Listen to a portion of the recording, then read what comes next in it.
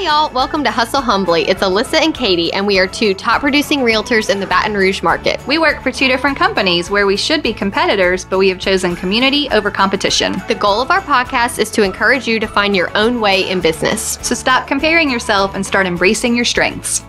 Okay, this is episode 48, taking the emotion out of real estate. Yeah, no hard feelings. No hard feelings. Oh, okay, I like it. It's funny because, we're in the summer months. I'm starting to get busy. And as I'm getting busy, I'm like, this would be a great podcast episode. Right. Every time something happens, that's good. Well, it's like as you go through things in real life, you realize that these are the things that need to be talked about. Right. Because they're happening in transactions. Right. Yes, absolutely. Do you have an emotional story for us? Well, I think it's just, there's always the trend that people get heated or emotional during the process. Yeah. And I have always felt as realtors being the professional, it's our job to kind of be the buffer and to keep everybody grounded. I agree. For example, I just submitted a repair request for my buyer on the house she's buying. And there was a bidding war on this house. Okay. So we won, but we did go $3,000 over asking. Whoa. So we won. Our repair request was not crazy. It was things that needed to be done no matter who buys the house. Right. Well, they sent it back to me and only agreed to 3 of the 6 things. And the other 3 things were like actual safety issues. Yeah. So I said, would they mind doing an allowance? Yeah. First of all, this realtor calls me. I send them an email, and then I immediately get a phone call. Right. And I also get text messages at 9, 10 o'clock at night. I finally said, listen, I am not great with text messages. And I had already sent my email that said that in the beginning, the intro. And he said, well, I work at a plant. And, this is just the best I can do. And I'm like, God, so annoying. Because it's like, I'm trying to do bath time. And you can't do email. You can't. He has a real job. I know. And so it's just, and he's like super nice, but it's just harder on me. Right. And I'm having to divert from family time. Yeah. But I get a call back and it's like, I don't even want to hear my sellers, because I said, would they consider an allowance instead of these? Well, the things we agreed to are like $2,000. And I said, well, that's not our fault. Right. The house needs repair. It needs to be done. That's not our fault. And we're paying $3,000 over asking. So you still have you're coming out $1,000 ahead. Yeah. He said, they are so angry. They just want me to put the house back on the market. I said, well, first of all, you can't do that. Right. We haven't even responded yet. Yeah. And I'm just asking. Yeah. I said, this is just part of negotiation. Right. Nobody needs to get so upset. Well, if you don't ask, how will you ever know? How will you ever know? And goodness. I know in this situation, my buyer wants the house. Yeah. And I'm also not going to call her and be like, look, this seller said, screw you. I want to put the house back on the market. So I just called her and said, because I hadn't even talked to her when I asked you were if trying we could do an allowance. Yes. I was just trying to get more before I called her. Fair. So I said, look, this is what they're willing to do. Right. They are not willing to do these items. I do want to let you know that I asked if they would contribute an allowance. They said no, with as many offers as they had. They just don't feel like they have to. And she was like, I understand. I'm happy they're doing these 3 things. Right. And we signed off. But why did everybody have to get here's so a great point. The other side was all angry. Your side was fine because she didn't even know. She didn't even know. No. Because if you had told her, the agent is annoyed and yelling at me, the seller is unhappy and wants to put it back on the market, everyone is angry over there, her reaction may have been totally different. 100%. Totally different. So we are required to be the buffer. It's necessary in order to help those buyers and sellers get what they want. You're supposed to be helping them get to a goal. Mm-hmm. And I just feel like there are agents out there that maybe aren't buffering as much as they should. No, because it takes some work. It does. And patience. It's hard. And it's hard because, everybody needs a good vent session. Yeah. But you have to be careful who you're talking to. Right. How you're saying things. Are I'm always trying to keep people focused on the property. Yes. And not the people. Right. Who cares what the sellers paid for this house 10 years ago? No, right. Who cares, Yeah. if they didn't put that much money into it and all they did was paint it and now they're asking this much. Like, right. Who cares how much money they're making? Yeah. Do you like the house? Is it priced within the comps? Right. Does it work? How does the house? Who cares about the people? Yeah. You're trying to focus on the property and the process, not the people. Right. I think that's a great tip, though, not to do it that way. Mm-hmm. I also think that what happens, especially in the original negotiation of the offer, sometimes there's some feelings held over when you get to inspections. Yes. And they're like, some people negotiate in a fashion where someone wins and someone loses. Right. I am always trying to get my clients to understand that you win if you get the house because that's what you wanted, or you win if you sell the house because that's what you wanted. It doesn't matter. All of the little fine details and how you got there don't matter if in the end you get to move. That was the whole point. Mm-hmm. So I think that I'm really big on making sure that it's not adversarial when I'm negotiating. And that means I have to be the buffer. Yes. Because I don't know that I've ever had clients that had no emotions. I mean, everyone is going to be emotional about the actual negotiation. Right. So you have to make it, I mean, you have to diffuse. You have to diffuse. There's a lot of diffusing. Mm-hmm. I mean, I've had sellers that are like, who does this buyer think they are? And and I'm like, they don't think they're anybody, but they're just trying to buy your house, and it's just part of negotiating. I also think that sometimes I have to make sure to put them in the other one's shoes. So if you go to the listing appointment and the seller is very emotional about their home of 25 years and they can list out all the money they've spent on the house. We have new toilets. I mean, big deal. We have new toilets. Yes. And they want to raise the price based on how they feel about their home, right? Right. And then you show them the data. But where was I going with this? I think that the problem is that you have to then tell the buyer, look, the seller has been there 25 years. This is the home they built with their own two hands. They've done all these things. That's why they're so firm when they're negotiating, or vice versa. You have to take the seller away from that. And I'm going to tell you, we've talked about this before. The easiest way to take emotions away from a seller is having them do the appropriate staging, which includes removing their family photos. Removing the family photos is the easiest way to quickly remove the emotion from their home. All of a sudden, when they walk through the house, they don't see all the pictures of their kids, babies and graduations. And, all of a sudden, it's just like, this doesn't even feel like my house anymore. That is what you want all of your sellers to feel before you start negotiations. That's a really good point. It's so helpful. I've had people say it more than once. It doesn't even feel like my house anymore. I'm like, success. Now you can come at it from a business perspective because you're making a financial decision that shouldn't have any emotion involved in it. I had a situation yesterday where we're doing a price reduction on a listing, and it had an appraisal on it in the beginning. Okay. We are listed below appraisal, and she was having a hard time with that.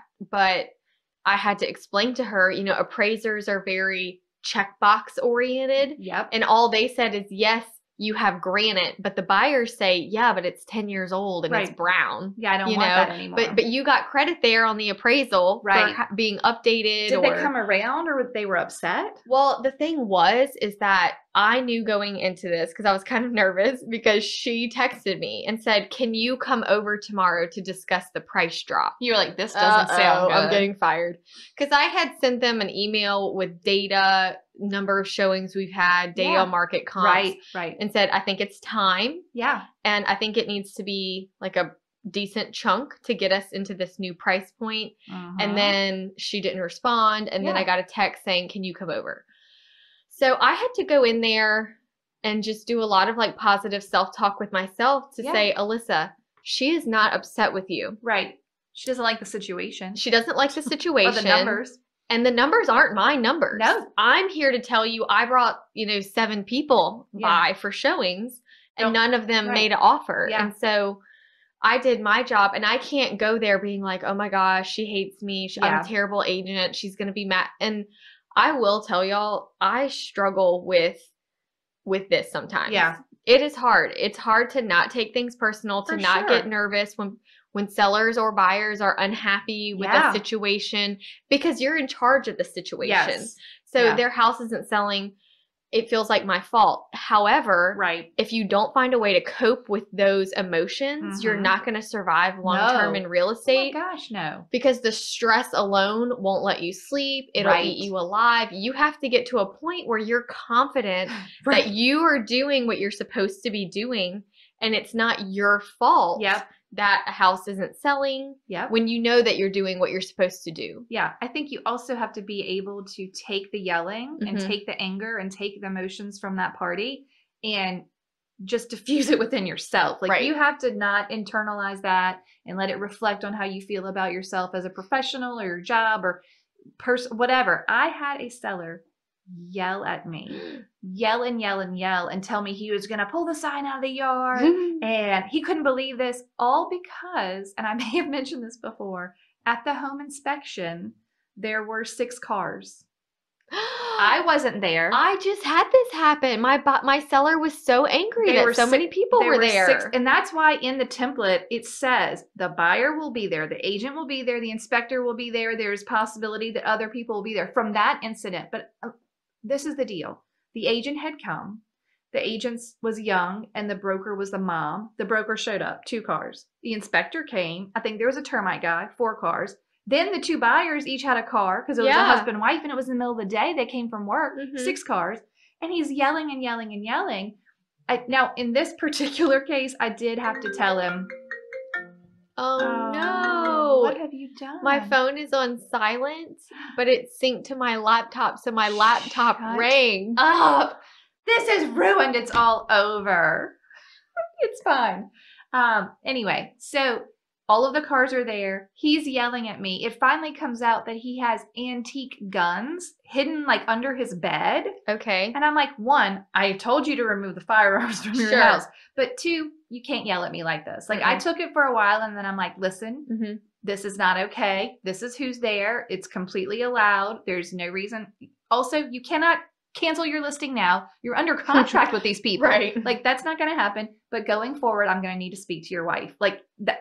There is a limit to what I'm going to allow someone to do to me. And my threshold is super high. Like he yelled at me probably more than most people would allow. And then I'm just like, no, this isn't okay. And I was upset about it. Just like when you get rejected or when you lose the deal or whatever for an hour. And then I tell the story a few times and then I move on. Like you just got to get it out. Do not keep it inside.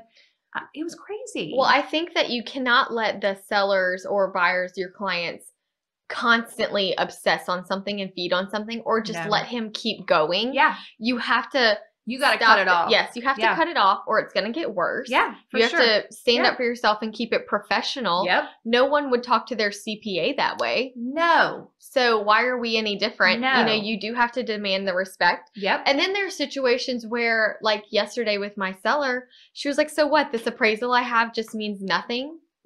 And I had to say, I know it sucks. Like, it does. And I hate that none of these 7 buyers that came through agreed with the appraisal. This is the moment when I'm like, listen, it's okay with me if you don't want to sell right now. Because then they usually are like, oh. I'm like, I can't change this. It's okay with me if now's not a good time. If you want to hang on to it and wait until the market, goes up some more, it's on you.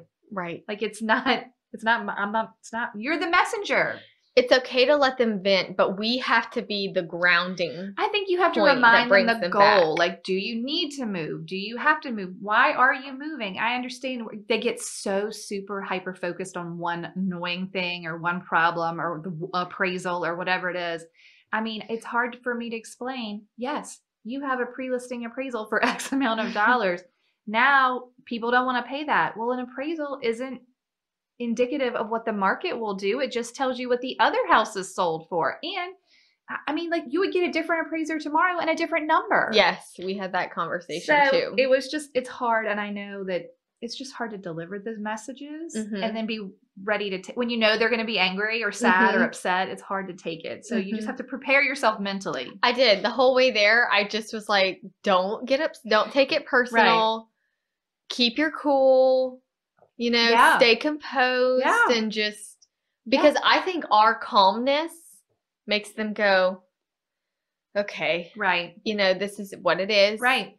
And I'm not going to convince her that we should not go that low Right. or, you know, whatever the case may be. I think the other important part is when your most important task on either side is to listen. Most people are just wanting to vent and get out how they feel. And if you listen and validate that you've heard them, not that their opinions or feelings are correct or wrong or right, you can have feelings, but just that you're listening and that you understand. I mean, I'm often saying, I understand this sucks. Like I hate that. I know that you put a lot of money into that patio and nobody wants to pay, for the whole patio.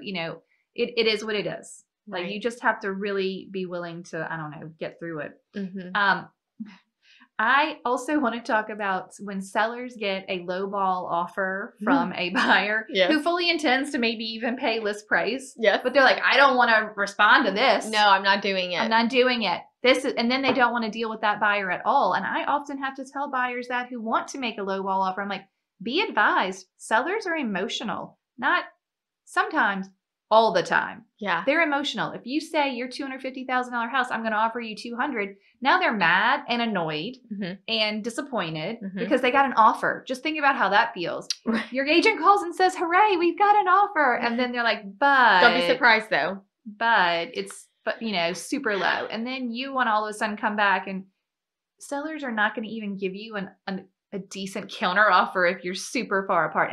But you as the agent have to explain that to your buyers. And you have to tell the sellers, hey, I know this is a super low offer, but it doesn't mean they're not willing to pay what you want. Why don't we give an appropriate counter or something? Like it's hard. You got to get them there. You got to get them there.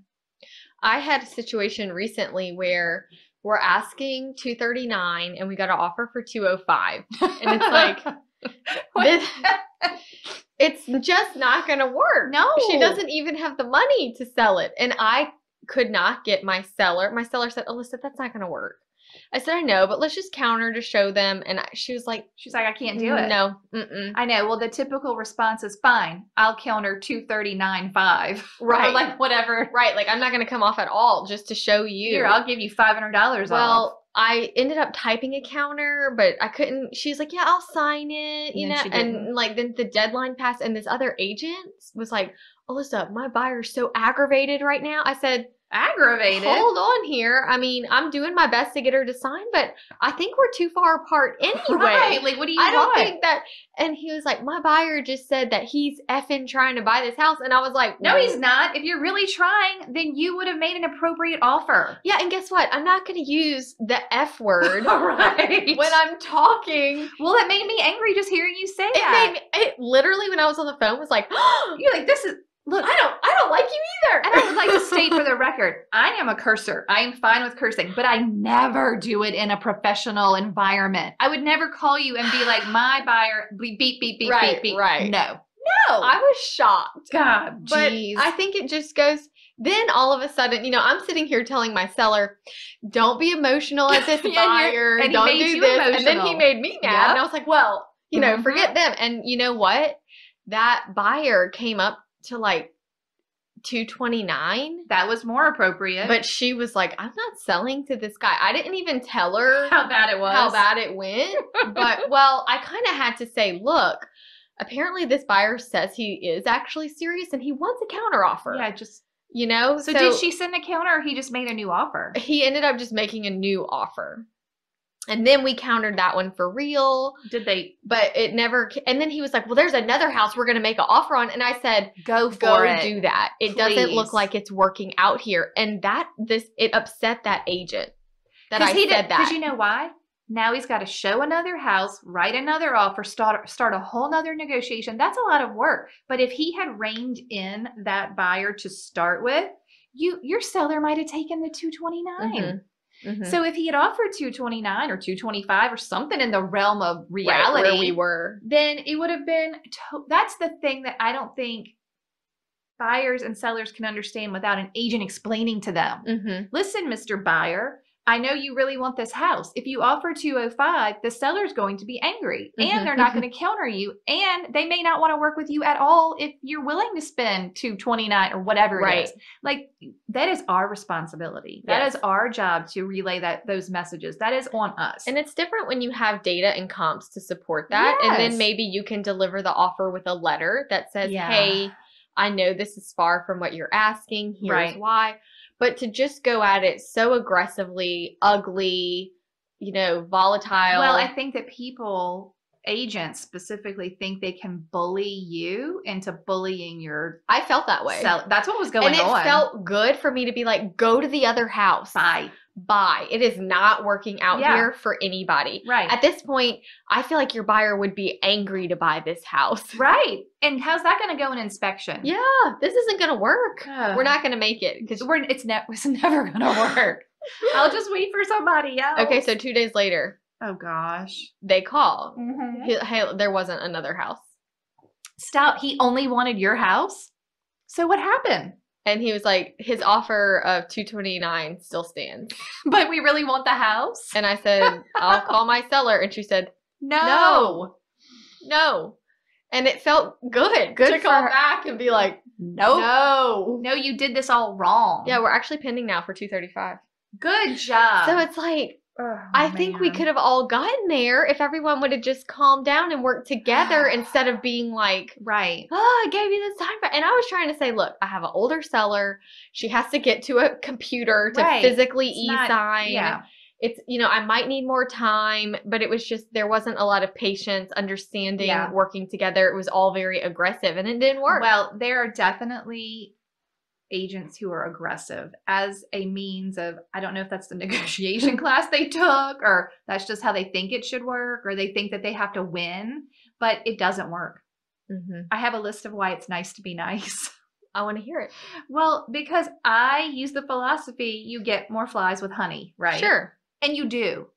And it's nice to be nice. Yes. You're going to sleep well at night. Yeah. Easier negotiations. Agents will want to work with you again. Yeah. If you take into consideration the agent isn't the person to yell at if the lender made a mistake, then you will approach the problem better. Right. Also, being nice when you are rejected may end up in, this is more like if you're working with a seller, buyer, whatever, they may send you a referral. If you're nice about things, you're going to get the good karma of your niceness will come later. Yeah. I don't know. You've always been really good. You're good with words anyway. Oh, well, thank you. And, just you have a finesse that just rolls off the tongue nicely. And I feel like I'm more like, okay, bye. I don't know what to say. I'm very wordy. I think that's the difference. So that is a good tip though. If you have a seller or a buyer or an agent or someone with a problem and they're angry or upset or not happy or have a negative emotion, repeat what they said to them and say things like, I understand that you're upset we didn't XYZ.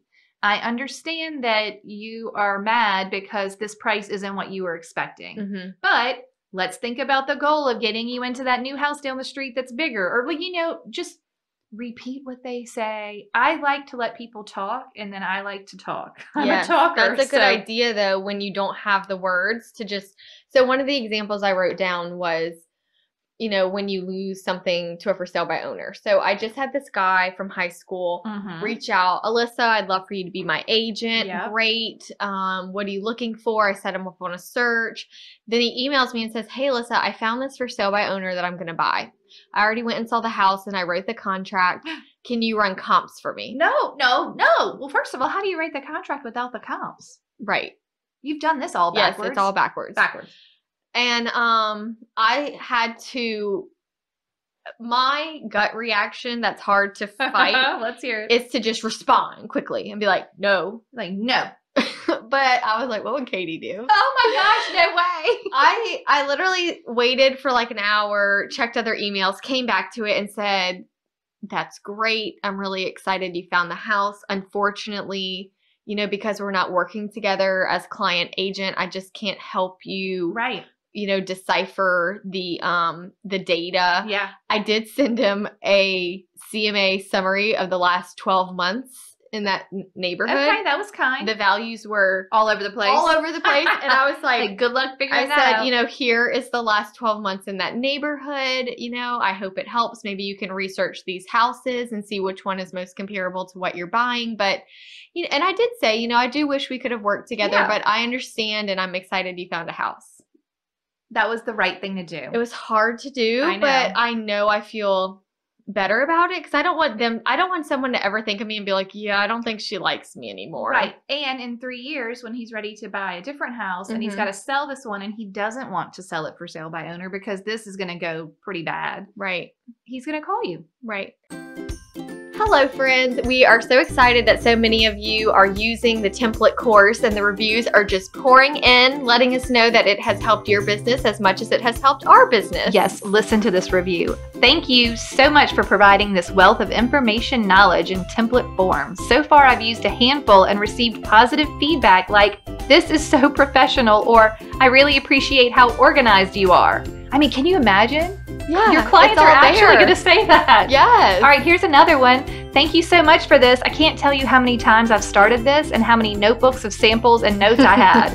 I have ADHD and it is super hard to stay focused on getting it done. Having it all in one place is going to make it so nice. That is what we're here for. I know. Just look, you don't need to reinvent the wheel. Just use these. Yeah, nice and simple, easy, ready to go, ready for you to put your own logo on, make it sound like you. So head over to hustlehumblypodcast.com/course and check it out. That's right. And you're going to enjoy them. You're going to love them. It's going to change your life. Literally fired my assistant. They are the best. Okay, enjoy the template. Yes, enjoy. So I'm listing a house this week that when I was new, this person was one that I had written a letter to saying I'm in real estate. Yeah. And, 6 months later, she bought this house. And you were like, not with me. Right. And I was just kind of like, shucks. I did what I was supposed to. And I let her know I was in real estate. I gave her my card. And, she used somebody else. And now I'm listing it, It happens. It does happen. It happens. If you handle it right. And as long as you maintain a positive relationship. So it's nice to be nice. I did go to Bob Vila's website because I found an article about emotions in real estate. Yeah. I don't know if anyone remembers Bob Vila, but he was the This Old House guy. Like he had a TV show, This Old House. And he would do like repairs and stuff. Anyway. Basically, the quote said, fond associations may lead you to view the property in more favorable economic terms than it warrants. So this is, you've gone to That is wordy. Well, I know. I'm not telling you to repeat this, but I'm just saying, if you go to a house and the seller has been there for 25 years and they love it, the fond associations they have for their house gives it value. To them. And they did studies. They were like, Harvard studies on how emotions in buying and selling, and it's on both ends. And they recommended, well, they also said you can't put a price on memories. Right. So maybe you could use that in your listing appointment. Well, you cannot put a price on memories, but here's the data on your house. Right. They did say when you were selling, if you plan to give a $500 allowance, consider holding that back. And then right when you're about to come to an agreement, like if the buyer's thinking about your counter or whatever, then like kind of throw it on top. You know what? How about also, do you want $500 for the carpet? And then it's like a little positive nugget. And they're like, I think I am going to buy this house. So I thought that was interesting. That is interesting. Yeah, it's very interesting. I had written down communicate with data. Okay. So when she asked me to come to her house to discuss the price reduction, I knew I needed some data. Yeah. So I did a CMA summary, similar homes, showed her days on market. She's like, well, everybody says that real estate is booming right now. And I said, let me show you what's going on in your price range in your zip code. Yeah, let me just great show idea. you. And I tell her, these aren't my numbers. These are just facts. Yeah. It takes the burden off of you. Yep. Redirects their anger away from you. Well, right. And she literally said, so it's not just us. No. I said, absolutely not. These houses were on the market 180, 190 days. Like, we're not even close to that yet. And it's just such a specific thing. We're going to be here a little while. I think that it's important that we understand you have to bring the data. Yes. They need to see it. The problem is that you might know that it's hard to sell in your market between 500,000 and 600,000. And you say that to your seller and they're aggravated and annoyed and don't want to hear it. And they want to fire you and hire another agent because they think it's you. You got to bring the data. When you say things without data, it comes off as your opinion. Correct. How many times, like, I can't tell you how many times I've been the second agent and they said, well, this other agent thinks my house is only worth this. Right. I'm like, it's not that they think that. They are using real data to come up with a fact. Right. Yes. And so, yes, there's a range. It's not a magic number, but the public, unless you show them why or how you then got they there, just think it's your opinion. Yeah. And they disagree with you. Yes. Because you didn't bring anything to back up what you're saying. Right. And data will always get the better of the emotions. Yes. Because you can't argue it. Yes. It's just the truth. Right. There isn't something to debate here. Nope. That is what these houses sold for. Right. I agree. And then I will always have prepared, if I know it's going to be tricky like that, and I know there's one particular comp that's the closest to us, I'll be like, this one had XYZ better than you or XYZ the same as you. Like, I will start listing very specific information that took me time. You got to look at all the photos and read the descriptions and figure out how they're different and how they're the same, because sometimes your seller knows a lot of the houses in their area, in their neighborhood, and they'll be like, oh, well, that house didn't have, you know, marble counters. And sure. And then you'll have to explain why that doesn't matter. Doesn't matter. Why that doesn't matter. I had a quote from, I like the $1 Million Listing New York. Yeah. That's my favorite one. Frederick, in I think episode 2 of one of the recent seasons, he said how he started out like selling real estate. He said, just be nice to everybody because it's more fun, but also because that is how you become successful. It's more fun. It makes you successful. Yeah. Like be nice. If you're nice at the end of the day, you're going to feel better about your day. Yeah. Another thing that, you know, I want our listeners to not be this agent. Like, I hope our listeners are listening to all these things and go, that's a good idea. I want to be like, I hope the Hustle Humbly podcast Realtor is just, so nice. Wouldn't it be great if they were just known for their niceness and their professionalism? You must listen to Hustle Humbly. You must. But one thing I hope that they don't do, because I'm also encountering this. Oh, God. Anxious texting. Oh. With your peers. Okay. Like, oh my gosh, this is happening, or, you know. Right. And then it's like back-to-back text messages that come at nighttime. Like, these are, it's not just a boundaries issue. It's that you're not controlling yourself. Yes. There's nothing that we can do about this at 10 o'clock at night. And now my brain can't sleep because you just got me all anxious about whatever you're anxious about. And then you wake up in the morning and you're like, this isn't a big deal. We'll handle this today. Yeah. But don't be that agent that the moment you hear something, you're like, oh my gosh, I've got to text everybody. Like, get a plan together, process, work it out, like be respectful and just calm down. Calm. I think calmness is key. Calmness is key. It is. Just relax. I think the problem is that also comes when you're in work mode 24/7. Right.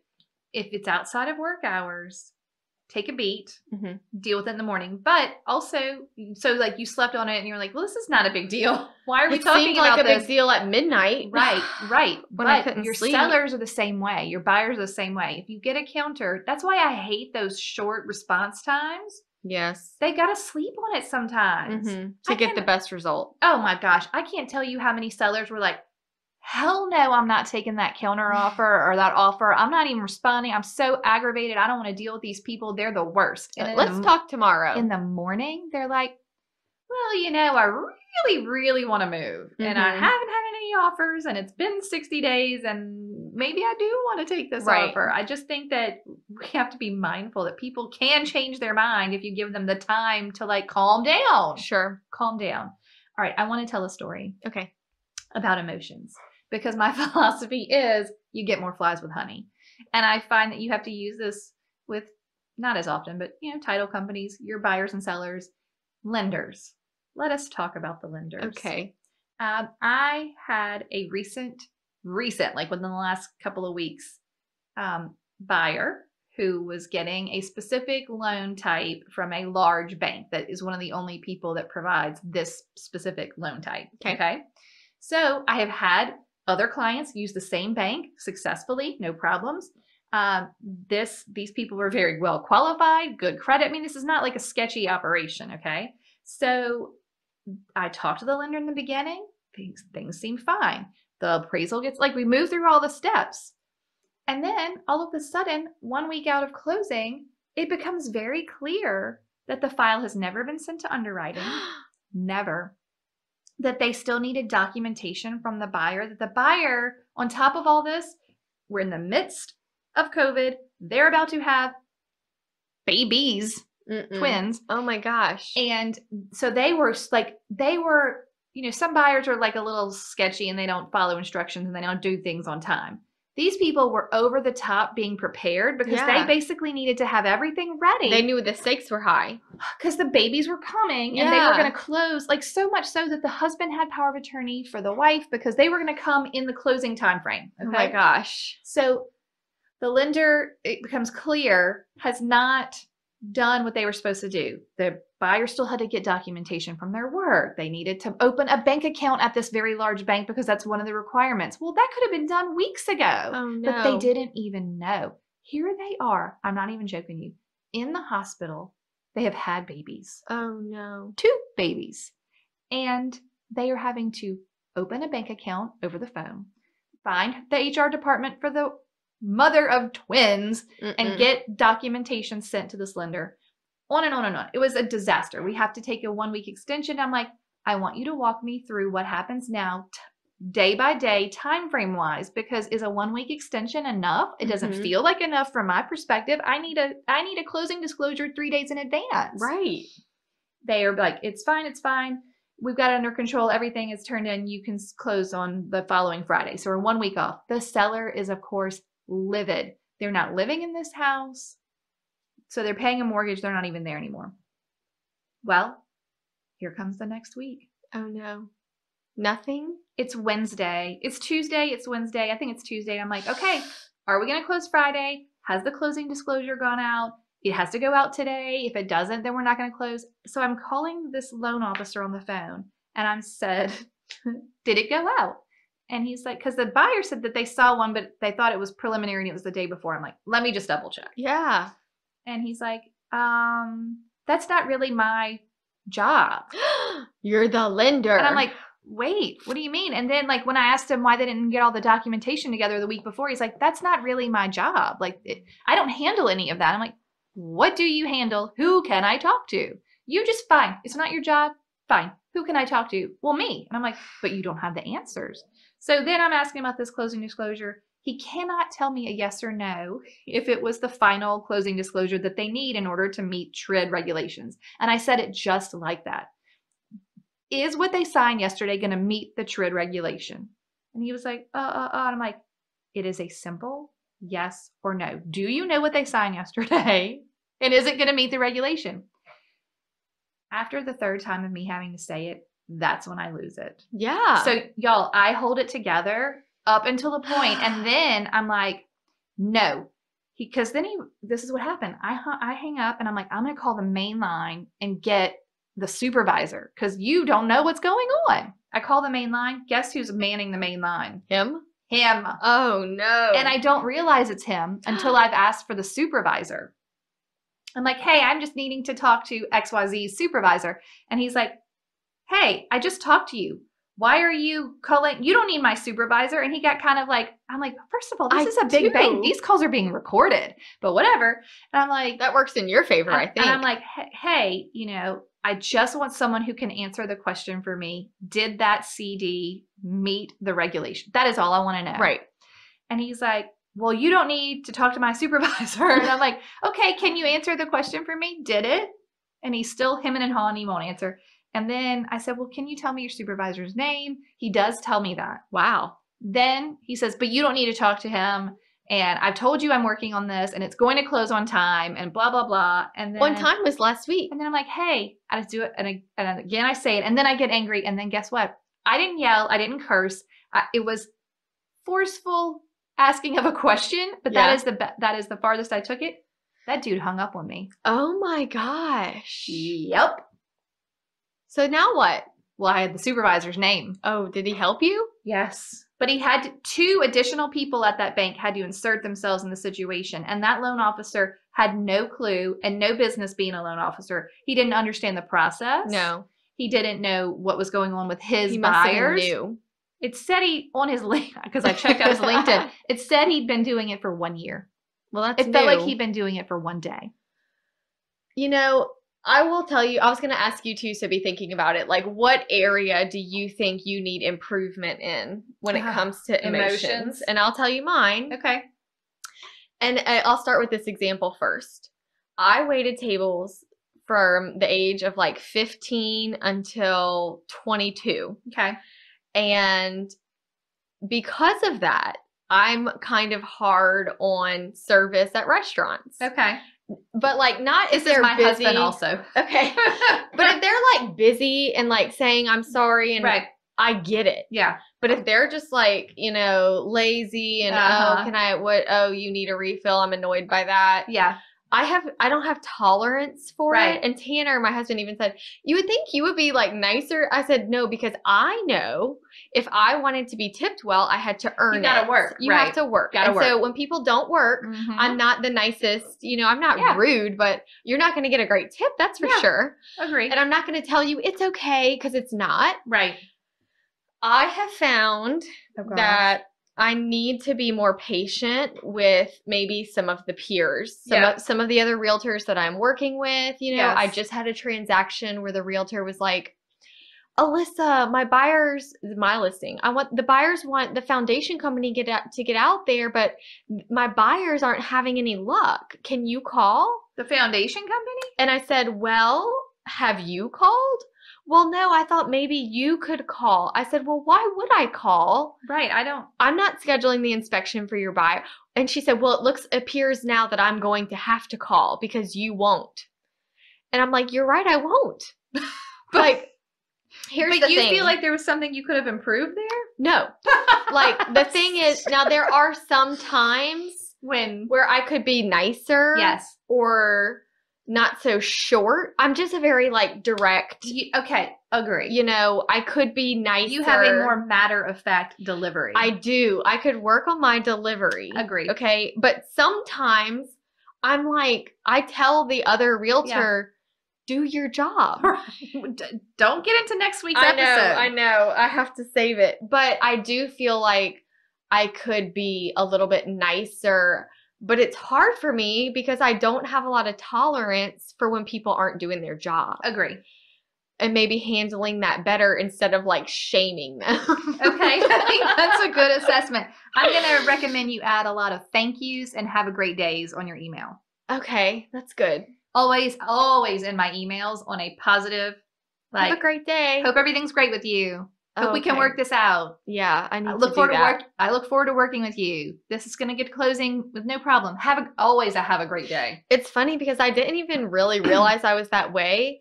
And my sister said something about, unless you email Alyssa something really exciting, and she emails back like, yes, or something.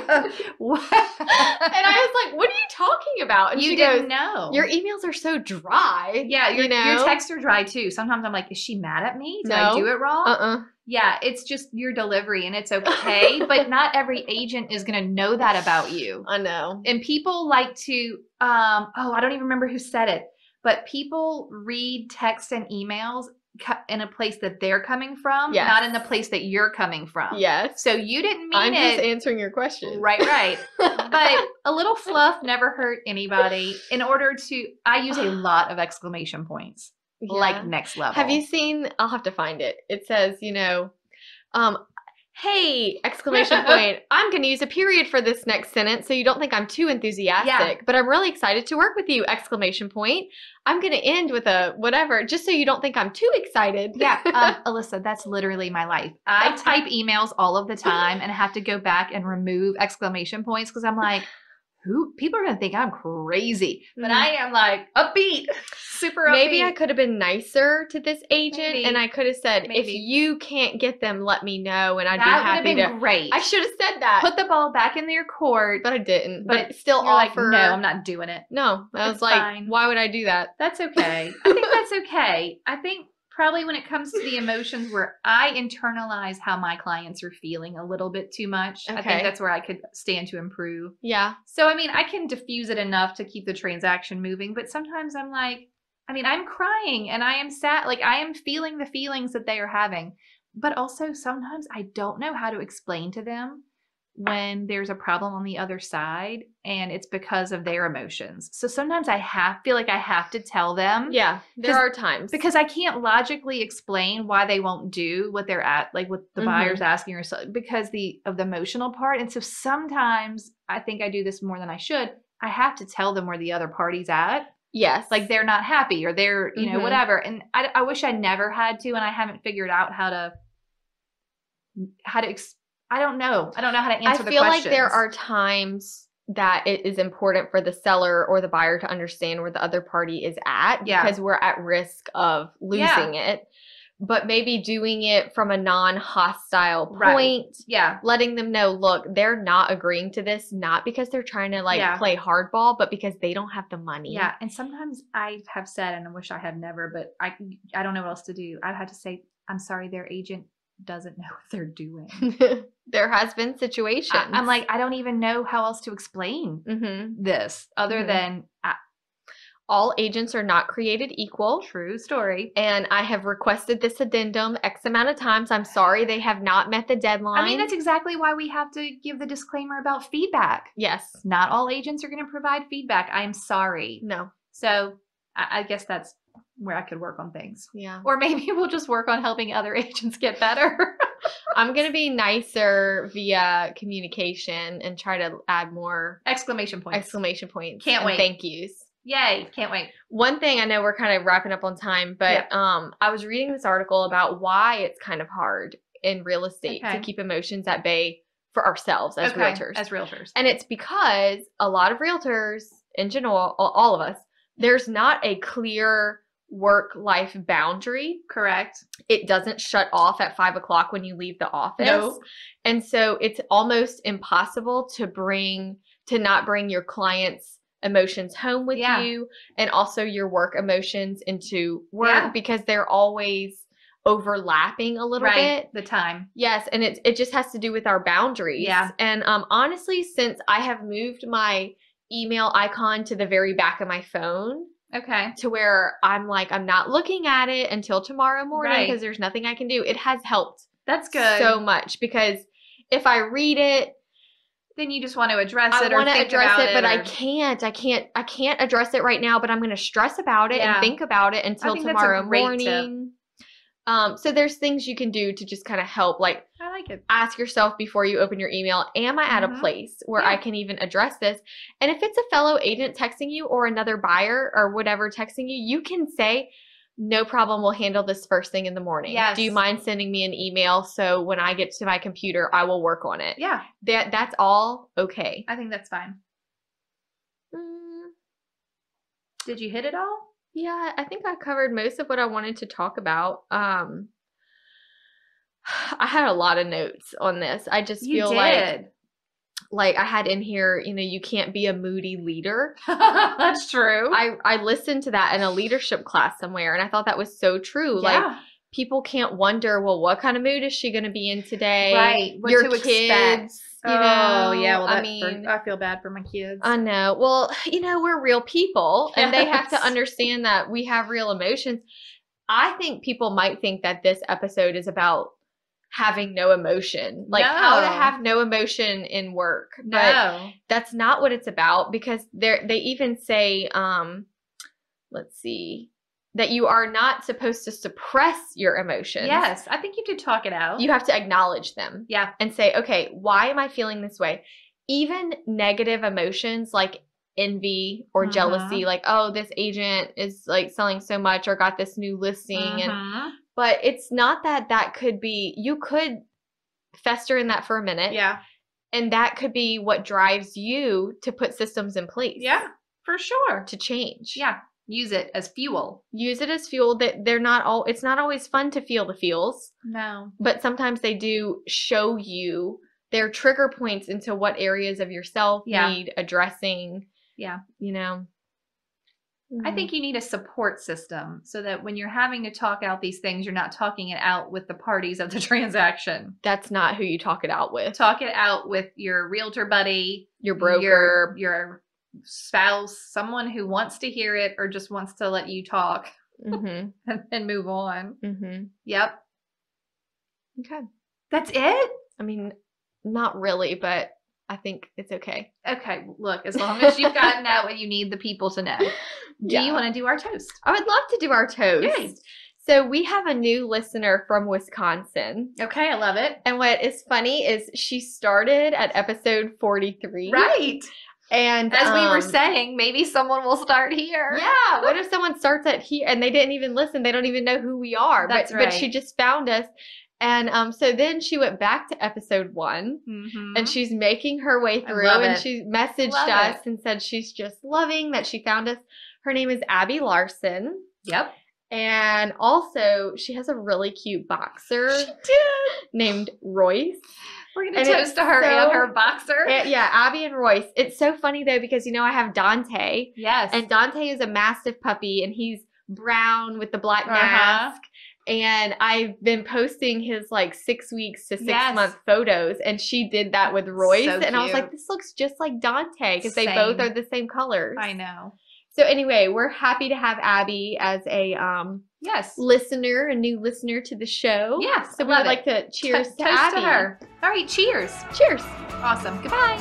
Thank you so much for tuning in to the Hustle Humbly podcast. Let us know who we should toast to for the next episode. Be sure to follow us on Facebook and Instagram at Hustle Humbly Podcast. If you have an episode, topic, or question, please email us at hustlehumblypodcast@gmail.com. Be sure to subscribe to the podcast and leave a review. See you next week. Bye. This is the good life.